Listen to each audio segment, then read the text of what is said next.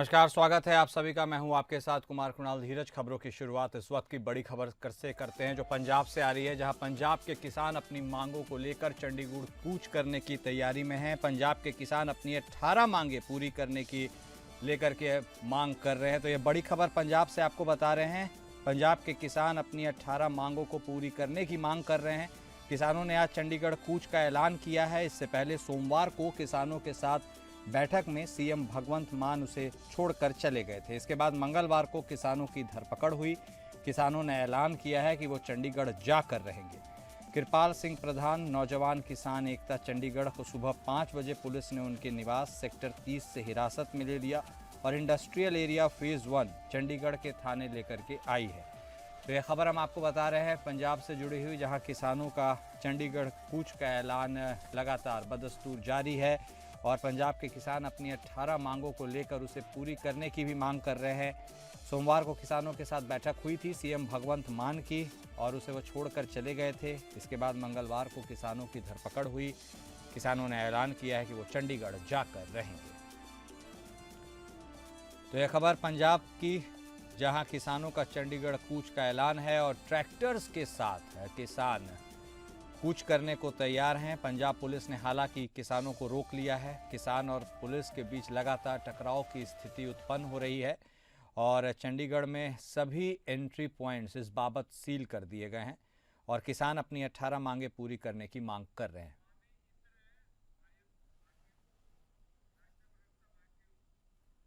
और हमारे साथ स्वामी इंद्र जी जुड़ गए हैं, राष्ट्रीय प्रवक्ता हैं आप भाकियू के। स्वामी जी, तो जिस तरह से लगातार अब यह मांग जोर पकड़ रही है कि आपकी मांगों को पूरा करना है और ऐसे में सरकार इस ओर बहुत ही सहभागितापूर्ण दृष्टि से नजर देते हुए या साथ देते हुए आपका नजर नहीं आ रही है, ऐसे में आपका आगे का कदम क्या होगा? कैसे इस पूरे प्रोसेशन को लेकर आगे बढ़ने की आपकी कवायद है?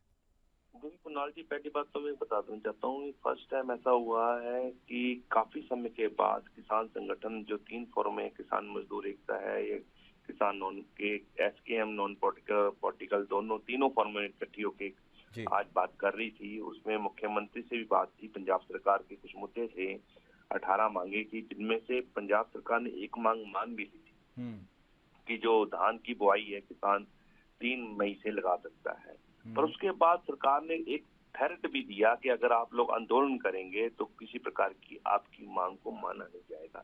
ये गैर संवैधानिक तरीके की बात मुख्यमंत्री द्वारा जब कही गई तो किसानों का भी रोष होना स्वाभाविक था। पर माननीय मुख्यमंत्री से हम ये उम्मीद करते थे कि किसानों की, क्योंकि किसान हो या प्रदेश का कोई भी व्यक्ति हो जिसको किसी प्रकार की कोई समस्या है, कम से कम समय देने के बाद मुख्यमंत्री को उसको सुनना चाहिए था। ऐसे में बीच मीटिंग में उठ के चले जाना ये किसानों का अपमान नहीं, लोकतंत्र का अपमान है। मैं कहूंगा लोकतंत्र, क्योंकि आपको लोकतंत्र नहीं, आपको लोगों का नुमाइंदा बनाकर मुख्यमंत्री की कुर्सी तक पहुंचाया है। ऐसे में आप अपने कर्तव्य का निर्वाह नहीं करके अपने लोगों की बात ना सुनकर, बोले किसान हो, मजदूर हो, आम जन हो, कोई इंजीनियर हो, यहाँ तक कि मीडिया कर्मी ही क्यों ना हो, अगर मीडिया कर्मी को भी कोई समस्या आ रही है, मीडिया हाउस को कोई समस्या आ रही है, किसी को भी सरकारी समस्या आ रही है, भले स्कूल जाने वाले छात्र ही क्यों ना हो, छात्राएं क्यों ना हो, तो अगर आप उनको समय दिया है तो स्वाभाविक है कि मुख्यमंत्री का उनको सहज पूर्वक सुनना समझना जरूरी था। ये बहाना लगाना कि मेरी आंख की प्रॉब्लम है, मुझे आंख में दिक्कत है, तो समय आप टाल सकते थे, या 2 घंटे पहले कर सकते, या 2 घंटे के बाद कर सकते थे मीटिंग। इतने उतावलेपन में जो मीटिंग की गई, उस मीटिंग को गैर नतीजा निकालना और जनता में असंतोष का माहौल पैदा करना, जिस प्रकार से आप देख ही रही हैं कि चंडीगढ़ की चारों तरफ से नाकाबंदी की जा रही है, तो इसका जो परिणाम निकलेगा, आम जनता को आने जाने में समस्या होगी।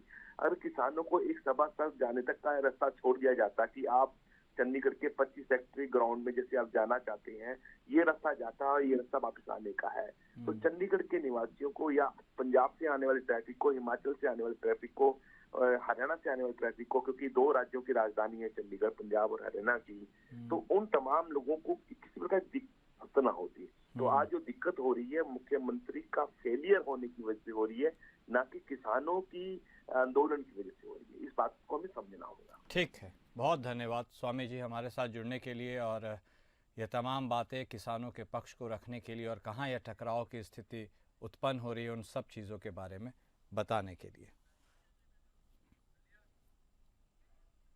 और इस बीच अगली बड़ी खबर यूपी के हमीरपुर जिले से, जहां लगातार हमीरपुर के मोहदा ब्लॉक में गांव में कैनाल से पिछले 2 माह से पानी न छोड़े जाने को आक्रोशित किसानों ने कलेक्ट्रेट में आकर किसान यूनियन के पदाधिकारियों के साथ प्रदर्शन किया और कैनाल में पानी छोड़े जाने की मांग की।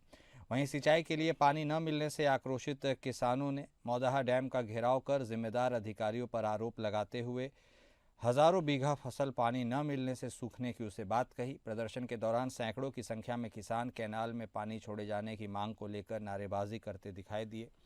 मौदहा तहसील के कुनेहटा गांव के पास कैनाल में पिछले 2 महीने से किसानों ने यह बताया है कि पानी नहीं छोड़ा गया है, जिससे गांव सहित आसपास के हजारों बीघा खेत पानी की कमी से सूख रहे हैं। जब गांव में निरीक्षण के लिए अधिकारी आते हैं तो पानी छोड़ दिया जाता है और उसके बाद किसानों को खेतों की सिंचाई के लिए पानी नहीं मिलता। पानी न मिलने से इस क्षेत्र में हजारों बीघा जमीन में खड़ी गेहूं की फसल सूख रही है।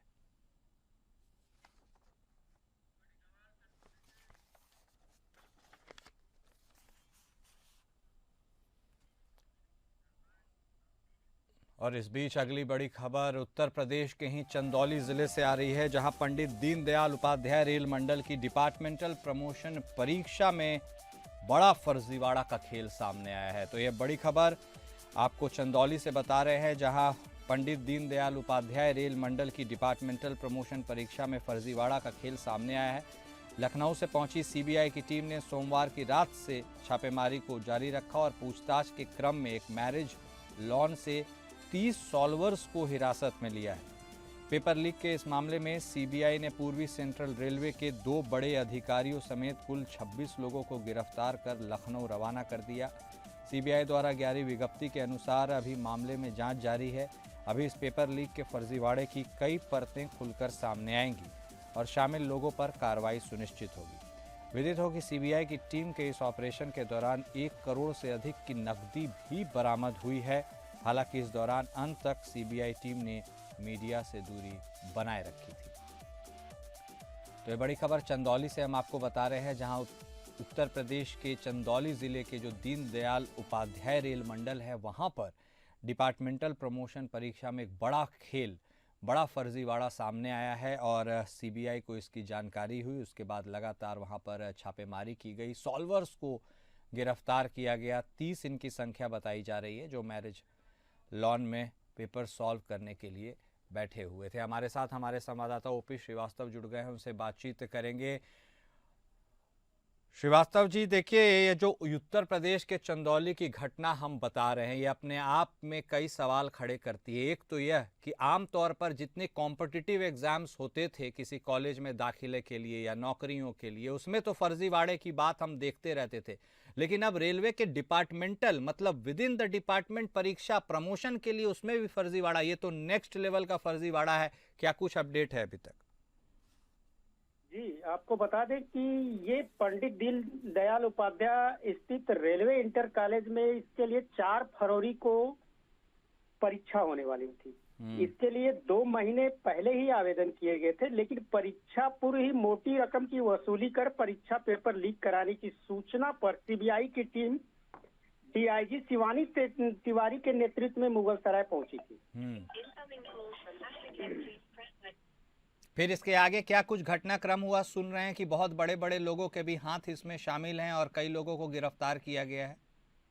जी, इसमें लगातार ताबड़तोड़ जो अभियान चला है, छापेमार कार्रवाई की गई है। 3 स्थानों से विभिन्न स्थानों पे कार्रवाई करते हुए सीबीआई ने करीब 30 लोगों को हिरासत में लेके डिटेल किया। और सबसे बड़ी चीज इसमें ये निकल के सामने आया कि एक मैरिज लॉन में 30 सॉल्वर को ठहराया गया था, जो कि पेपर को लीक कर रहे थे और उसको सॉल्व कर रहे थे। और ये दूसरे के स्थान पे परीक्षा भी देने वाले थे, जो 4 तारीख को परीक्षा आयोजित थी। इस पूरे प्रकरण में रेलवे के कार्मिक विभाग के बाबू संजय मिश्रा की भी भूमिका संदिग्ध मानी जा रही है। उन्होंने इस सॉल्वर को रहने की व्यवस्था का प्रबंध किया था। ठीक है। 18 घंटे से अधिक समय तक डीआरएम बिल्डिंग में विशेष व्यवस्था के साथ सीबीआई ने सालभरों से कड़ी पूछताछ के बाद इस फर्जीवाड़े का खुलासा किया है। ठीक है, बहुत धन्यवाद ओपी श्रीवास्तव आपका हमारे साथ जुड़ने के लिए और तमाम जानकारी देने के लिए।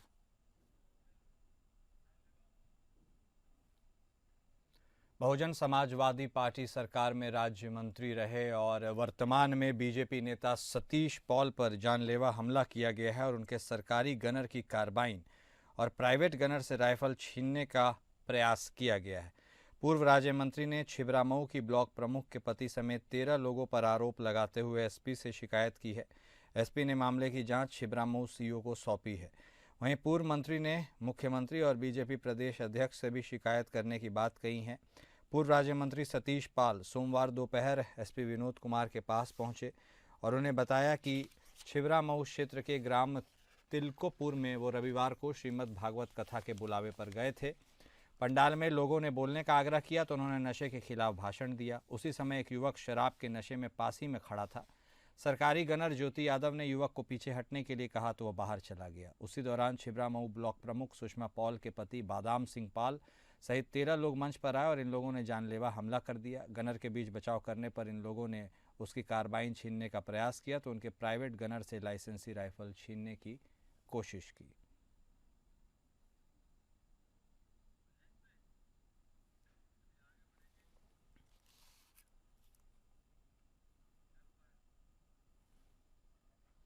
वहीं हमीरपुर जिले में सीएम योगी आदित्यनाथ के निर्देश पर आज फायर ब्रिगेड की गाड़ी से प्रयागराज का जल फायर ब्रिगेड कार्यालय पहुंचा, जहां पर जिले के अधिकारियों और जनप्रतिनिधियों की देखरेख में टैंकरों के माध्यम से जल घर घर तक पहुंचाए जाने की व्यवस्था की गई।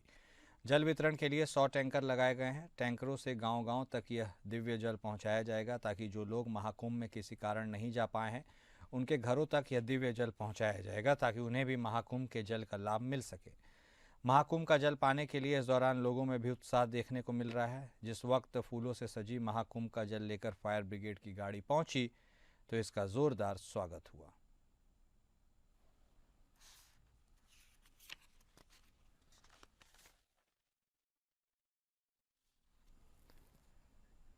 मंत्री संजय निषाद ने बीसीए के छात्र अनुज गुप्ता के लापता होने पर और उसे लेकर गृह सचिव को पत्र लिखा है। पत्र में मांग की गई है कि बीसीए छात्र अनुज गुप्ता को ढूंढने की कोशिश की जाए। साथ ही पत्र में मंत्री संजय निषाद ने कॉलेज की लापरवाही की भी जांच की मांग की है। गौरतलब है कि अनुज गुप्ता रामस्वरूप मेमोरियल कॉलेज का छात्र था। अनुज गुप्ता कॉलेज के ही सीबी हॉस्टल में रहता था।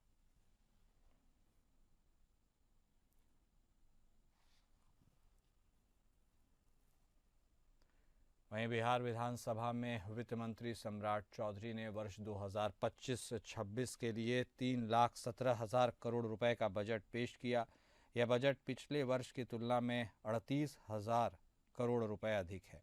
इस बजट में शिक्षा, स्वास्थ्य, महिला सशक्तिकरण, कृषि, उद्योग और बुनियादी ढांचे पर विशेष ध्यान दिया गया है।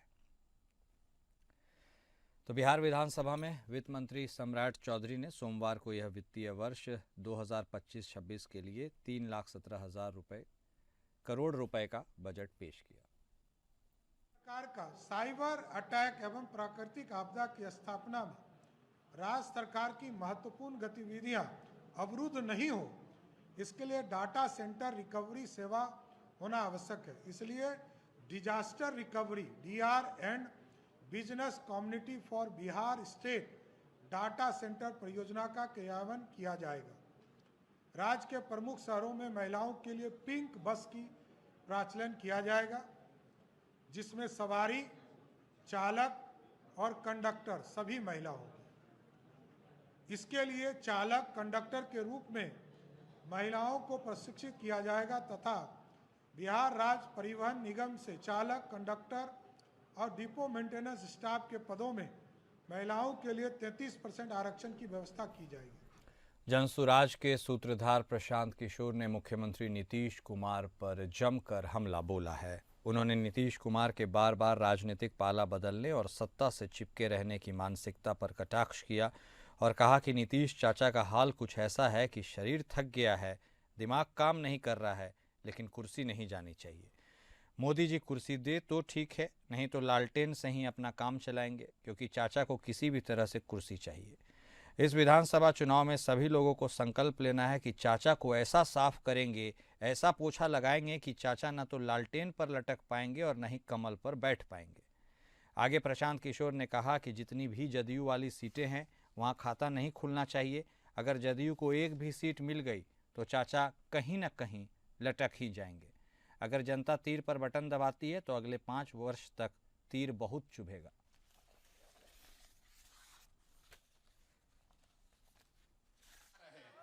मोदी जी खाली लाडला कह दिए तो अगर आके कह दें कि अगला मुख्यमंत्री भी नीतीश कुमार होगा तो नीतीश कुमार कहेगा पूरा बिहार बेच देते हैं, कोई दिक्कत नहीं, हमको बैठा दो बस यहाँ पर।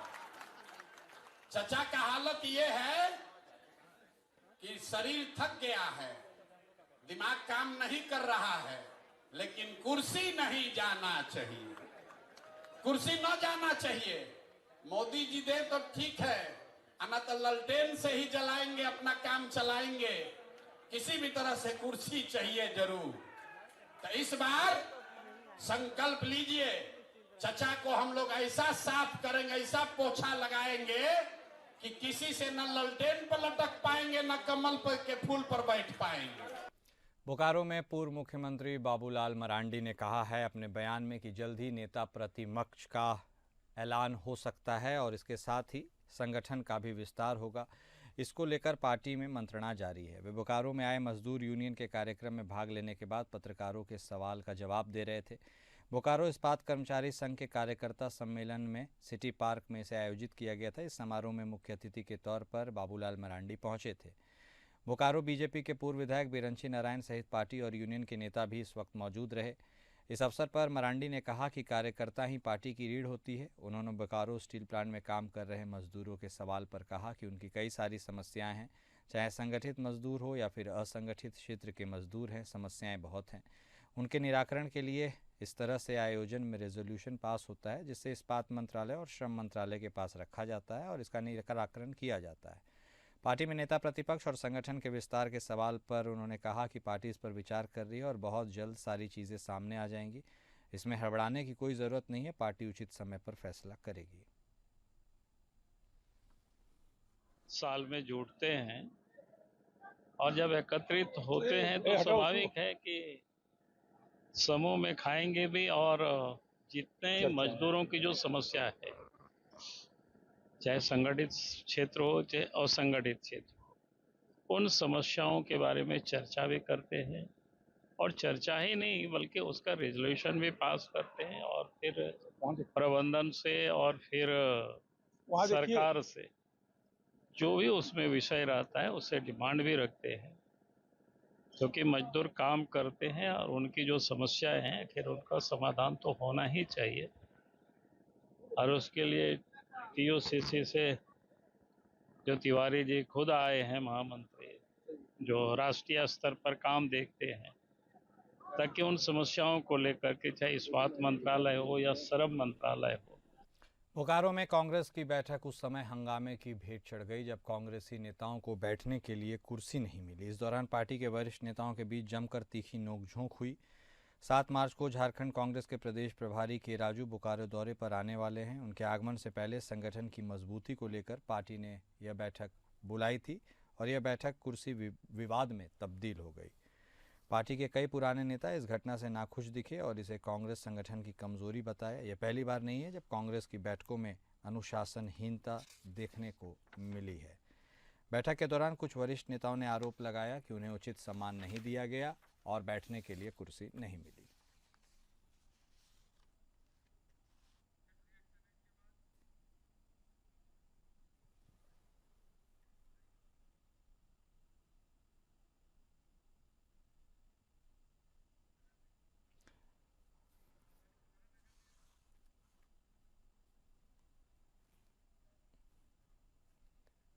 राजधानी रायपुर के नगर निगम में लंबे इंतजार के बाद आखिरकार बीजेपी के महापौर काबिज हो गए। 15 वर्ष के लंबे इंतजार के बाद बीजेपी ने अच्छा प्रदर्शन करते हुए पूरे प्रदेश में परचम लहराया। रायपुर में 60 प्रत्याशी बीजेपी के जीत के आए हैं। वहीं महापौर मीनल चौबे ने पदभार ग्रहण किया। महापौर मीनल चौबे ने विधि विधान से वैदिक मंत्रोच्चारण के साथ साथ शंखनाद कर गाजे बाजे के साथ सनातन परंपरा के साथ अपना पदभार ग्रहण कर लिया।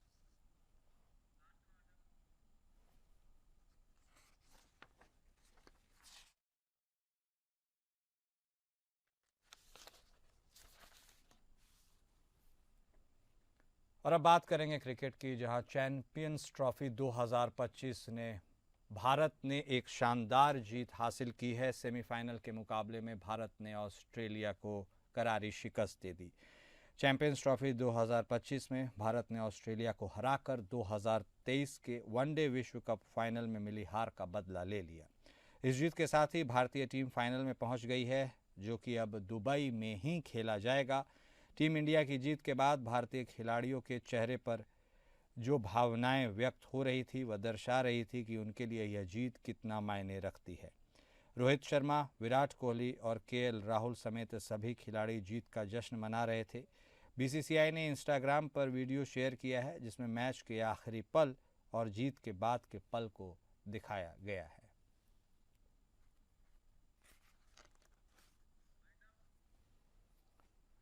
और इस बुलेटिन में अभी के लिए बस इतना ही।